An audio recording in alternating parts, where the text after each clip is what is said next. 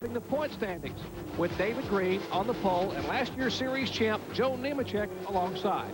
A big crash in turn 3 just after the green flag fell seriously damaged or eliminated several cars. Bobby Donner was the first to get sideways, and that set off a chain reaction. Donner was taken to the infield care center but was not seriously injured. In fact, he later rejoined the race. On lap 44 with Mark Martin leading, rain began falling, bringing out the second caution of the race, which quickly became a red flag. After an hour and 5-minute delay, the cars were sent back onto the track. But Martin's Ford headed for pit road with an overheating problem. That gave the lead to Joe Nemechek as the race finally resumed. Tom Peck was the next to cause a slowing of the pace when he crashed coming off turn 4 after contact with Larry Pearson. Peck was not injured. Meanwhile, Martin, who had worked his way back into the top 10, saw his race end just past the 100-lap mark when the car would run no longer. Nemechek's hopes of winning ended when he hit the third turn wall and had to come to pit road for repairs. Robert Presley, who led the final 73 laps, held off a strong challenge from Harry Gant and won his first Grand National race of the 1993 season. The top 5 finishers, Robert Presley, Harry Gant, Terry Labonte, Ward Burton, and Todd Bodine. Bob?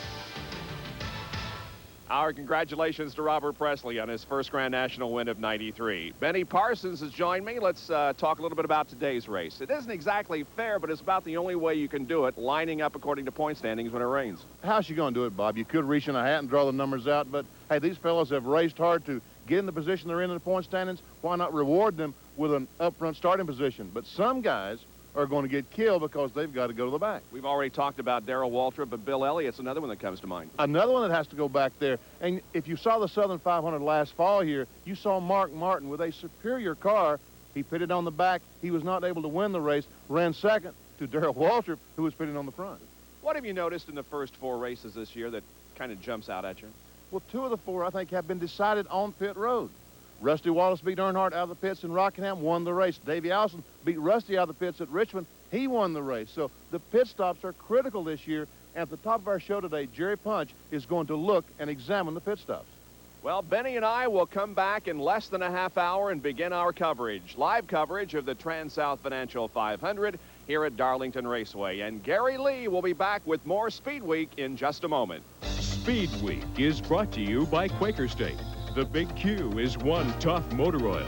And by Budweiser, the king of beers with that fresh, pure, natural taste. Nothing beats a Bud. Coming up, a rookie wins down under. AJ's protege is impressive. Rick DeBrule reports on the IndyCars as they prepare for Phoenix. And this drag racer is far from being over the hill. Burt Reynolds talks with the Quaker State team. Hold on. I got to get my name on the car. My fans are getting restless. No room. How about on the Big Q? The Big Q stands alone. Stands for quality. You can't get better protection. No other oil beats Quaker State. How about right here? No way. Red doesn't like to be crowded. My fans are getting demanding. All right. We'll go get the painter. They must have had a hard time finding the painter. Nothing beats Quaker State. It's one tough motor oil. The forecast calls for a red-hot spring with red-hot deals on red-hot new Hondas, along with great financing like no money down, free service inspections and appraisals, free Ride Red Honda hats, and, as you can see, lots of free demo rides and a whole lot more. Come see the hot new Hondas, but hurry. Honda's red-hot deal days end April 30th. After that, you'll be left out in the cold. Start a project with Minwax wood finish and turn new into treasured, ordinary into extraordinary, even pine into cherry. Because Minwax wood finish makes it easy to turn any project into a beautiful masterpiece. Minwax makes wood beautiful. Just in time for National Woodworking Month, Minwax introduces Wood Beautiful, an exciting new magazine devoted to decorating with wood. Make your home more beautiful. Get your free magazine. Call 1-800-44-STAIN. If you could look into the future of your car, you'd do something about it.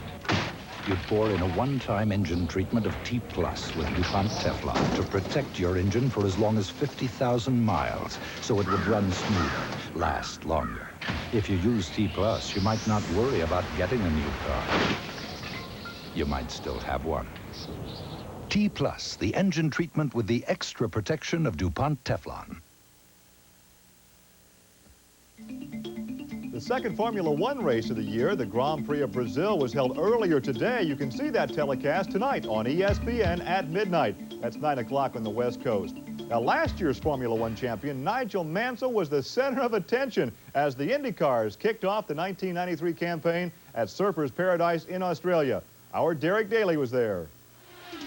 Thanks, Gary. The race started off in dramatic fashion with world champion Nigel Mansell dropping from first to third as the two Penske cars driven by Emerson Fittipaldi and Paul Tracy passed Nigel on the run to the first corner.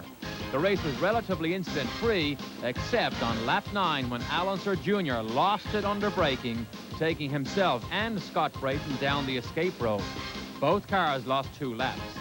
Meanwhile, back up front, Mansell was showing world championship form as he passed former world champion Fittipaldi at the end of the long back straight.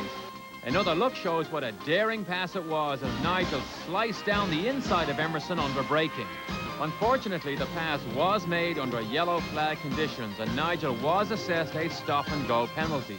But luckily, it was time for a pit stop, and under IndyCar rules, a team is allowed to work on the car under black flag conditions. So Mansell took on a full load of fuel and a fresh set of tires. Robbie Gordon was also very impressive, maintaining pressure on the leaders all day despite being in a 92 Lola. Even with an extra pit stop, Mansell was still able to catch Emerson and take the checkered flag for a truly historic win. He is the only driver in the history of IndyCar racing to win in his first race starting from the pole. I had to get 1.9 on the fuel meter for the last few laps, and I was just about doing it. But then coming out the fast chicane on the last lap, the engine started to quit. I just put it in 4th gear and prayed I could get around the next corners, and as you can see, I just got past the straight and it stopped completely at the end. Thanks, Derek. Now, most everyone knows that Graham Hill was the last rookie to win in his first race, the 1966 Indy 500. But did you also know that Mansell is the first driver since Judd Larson to start from the pole position in his initial IndyCar race? Larson's pole position came back in 1956 at the Hoosier 100, back when the national championship also included races on dirt. Now, one driver who cut his racing teeth on dirt is Robbie Gordon.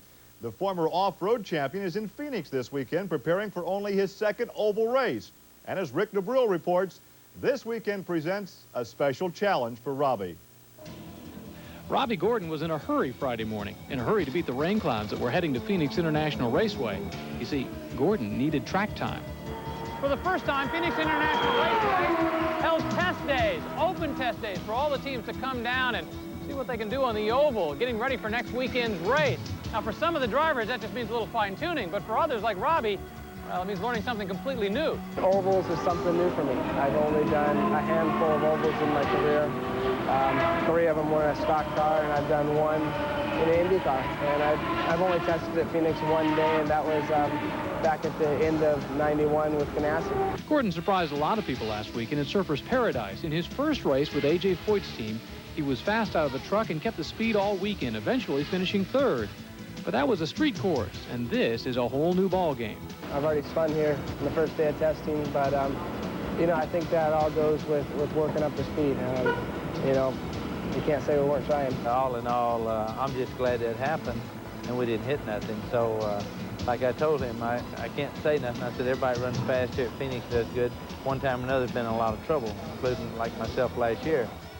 Passing on sage advice is one thing, but there are those who have questioned whether the brash young Gordon and the brash veteran Foyt can survive each other.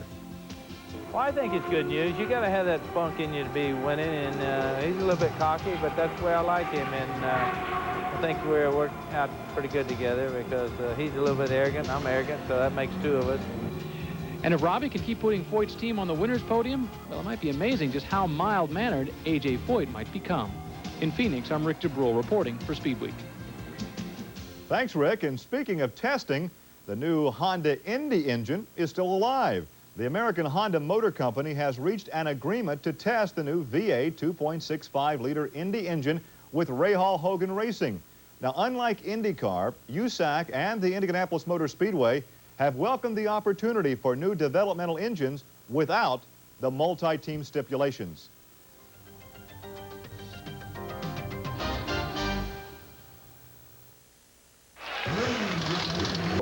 President of Marble Bank. Growing up in New England, I've learned a lot about the qualities Vermonters value, like security, hard work, and good old-fashioned common sense. Here at Marble Bank, we have a commitment to those values.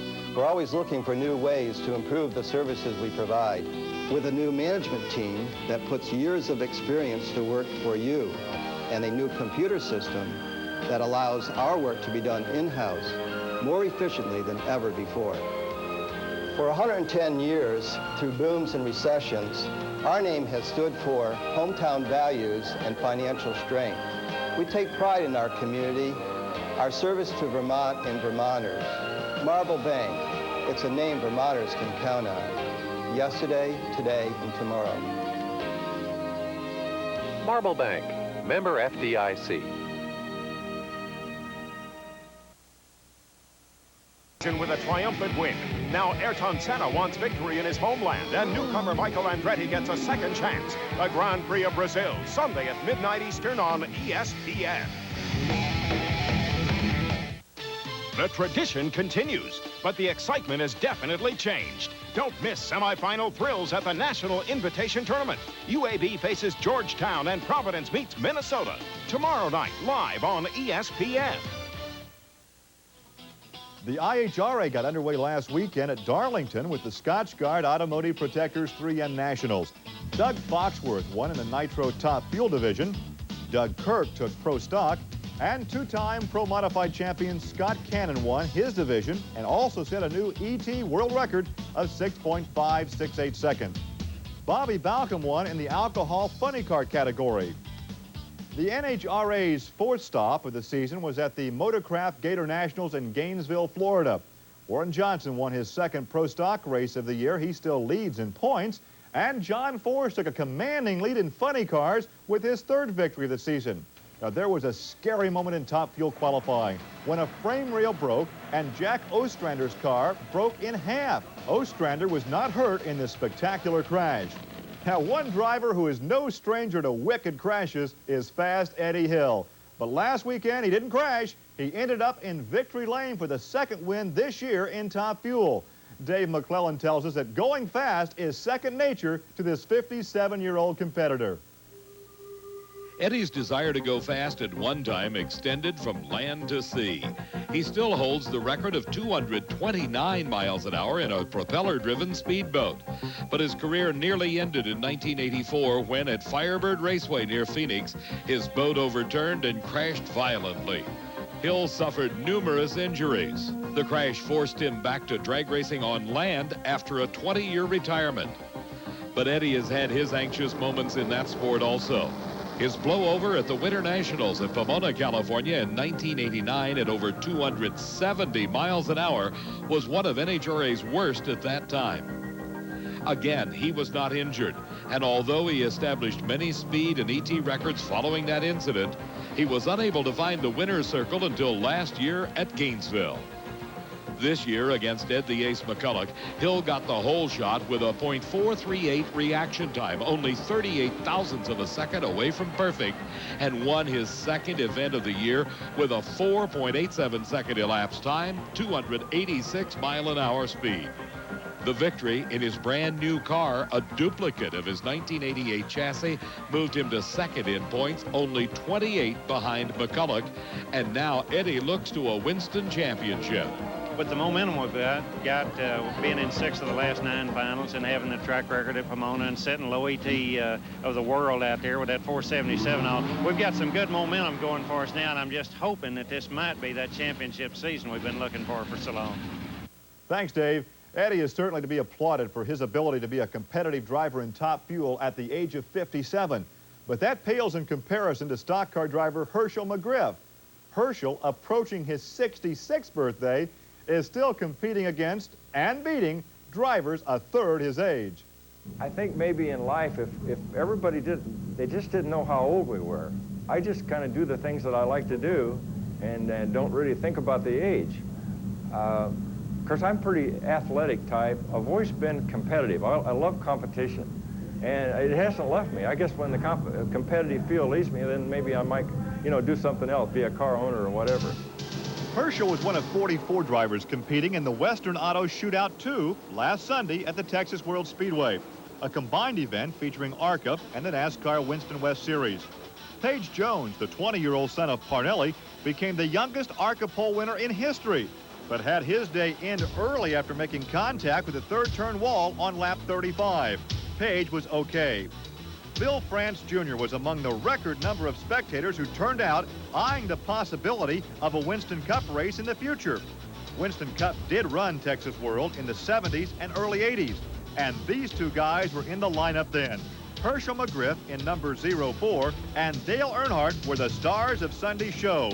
In the latter portion of the race, McGriff passed Dale for 4th position and ended up being the top finisher in the Winston West division. The overall winner, though, was 46-year-old Darrell Waltrip. After catching a break on the first yellow, DW led the last 124 laps and beat runner-up Ken Schrader by a lap. Tim Steele was third, making him the top ARCA finisher.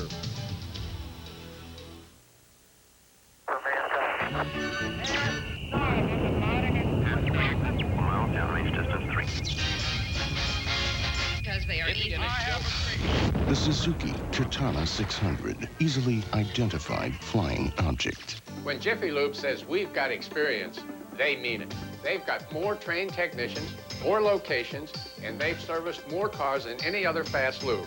So what oil do they offer? The performance, protection, and quality of Pennzoil motor oil. Put their experience to work protecting your new car warranty. Do what most people do. Take your car to #1. Take it to Jiffy Lube. Drive in every 3,000 miles. How far will your money go when buying a Katana 600? Introducing Suzuki Get On It Flexible Financing. Want to see it again? Other programs include 0 down, low monthly payments, and first-time buyer. Get on it. Travel arranged through Continental. One airline can make a difference. What's the difference? For the price of regular coach, a first-class seat. That's the difference on Continental. Welcome back to Speedweek. I'm Gary Lee, filling in for Bob Jenkins, who is in Darlington getting set for today's Trans-South Financial 500. Last night, the USAC Loctite Sprint Cars opened their season at the famed Eldora Speedway in Rossburg, Ohio. Two-time defending USAC Sprint Car champion Robbie Stanley led flag to flag to win the 30-lap Don Branson Judd Larson Memorial Race. Stanley has replaced 4-time sprint champion Steve Butler in the famed '69 Hoffman Sprinter. Jack Hewitt was second, followed by Butler, Byron Reed, and Tony Elliott. I've always wanted to win 2 racetracks. That's Winchester and Eldora, and I did Winchester 2 years ago. And I've been trying this racetrack all for a long time. Finally got this one, and it's great. You know, it's a great way to start out the season with Hoffman. Last week, after returning to sprint car competition for the first time in over 11 months, Doug Wolfgang packed up his gear and headed back to his home in Sioux Falls, South Dakota. I spoke to Doug earlier this week. He says he still suffers from motion sickness as a result of the head injury. When I asked Doug what he wanted me to tell his fans, he said, and I quote, "I'm trying as hard as I can. I want to come back worse than I did when I was 17. I haven't quit," end quote. The doctors have told Doug it could take several years to really recover from the head injury. He says he'll wait 2 or 3 more months and try the cockpit one more time.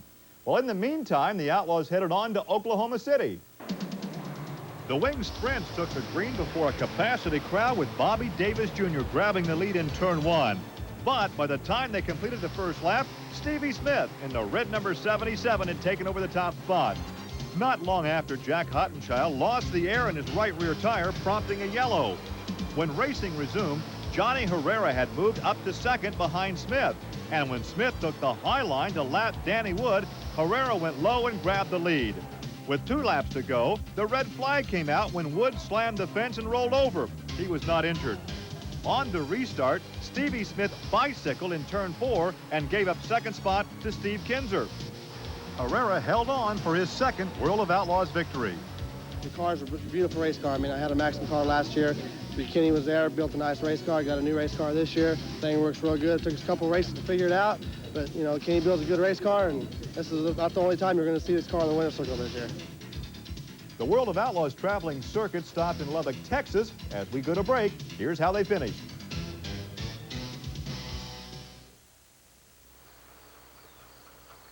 Today we're going to prepare a spicy little thing. You're going to like it, I guarantee. Took all the hottest things in your kitchen and put them in one big pot. Ooh, that looked good already. Took the whole thing and lowered it slow like in the water. Now you stir real fast. And just watch it cook.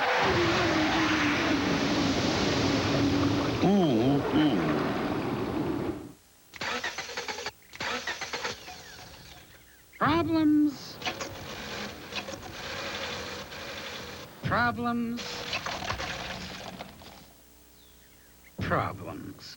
Solutions. Pour Gum Out fuel system cleaners right in your gas tank, and with just one tank full, you'll get better engine performance. Gum Out, solutions to engine problems. From the people at Pennzoil. ESPN's auto racing coverage takes the green flag for another season of NASCAR Winston Cup racing where anything can happen.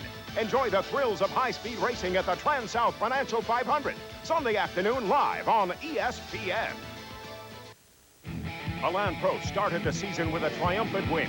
Now Ayrton Senna wants victory in his homeland, and newcomer Michael Andretti gets a second chance. The Grand Prix of Brazil, Sunday at midnight Eastern on ESPN.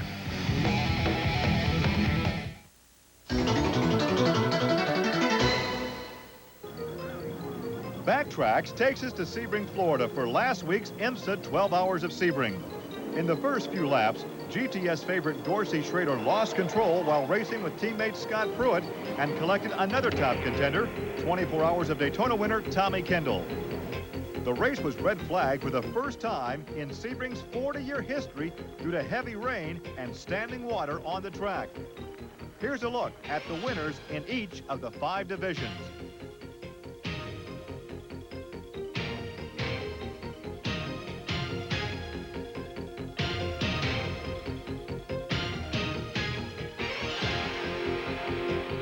Jack Clark may have been the first baseball player to own a racing team, but he won't be the last.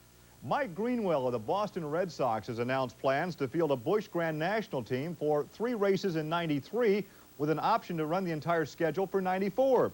Mike Hovas will be the driver. Sponsorship will come from National Uniform Services. Earlier this week, Greenwell invited Sebring winner Johnny O'Connell to join him at the Red Sox training camp. As Marty Reed reports, for O'Connell, it was a dream come true. As a kid, Johnny O'Connell grew up on racing and the New York Mets. Racing became the career of choice. Or did it? Chose the wrong profession here, obviously. Could have been a ball player. But after a few swings, Mike Greenwell knew his job was not in jeopardy.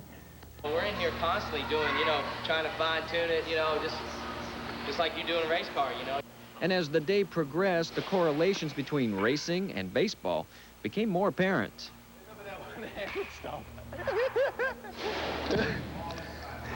It's the heat, and the thing's got to be going like 120. Red Sox batting coach Mike Easler then took Johnny under his wing. Yeah, flat bat. That's a flat bat. That's a perfect swing. Now see, if you take... Well, I'm not going to get that detail. Man, I tell you, this is so cool. Sitting in the stands will never be quite the same again for Johnny O'Connell. He'll always be wondering how he'd stack up against Nolan Ryan. Bottom of the 9th, 3-2 count. Johnny O'Connell against Nolan Ryan.